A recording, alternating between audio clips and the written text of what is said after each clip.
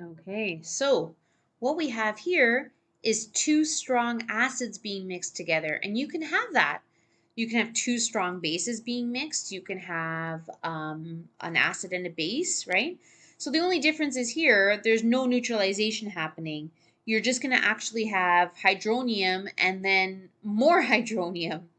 So remember, keep in mind, this is after I've already calculated it using C1V1. So C2 is equal to C1 V1 over V2, right, with the two added together. So those are the calculations. So the total hydronium, and everything here is in a 1-to-1 ratio, but the total hydronium is going to be both of those added together. 0.0475. Here's another train.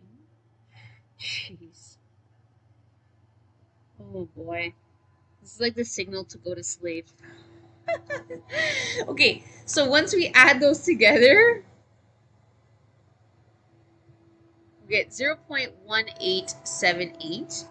So for our final one here for significant digits, we need 3. So that would be 0.188 moles per liter. But we're going to continue because we need this number. Do not use your rounded number for further calculations, right? But we're going to use that to determine what the hydroxide concentration is.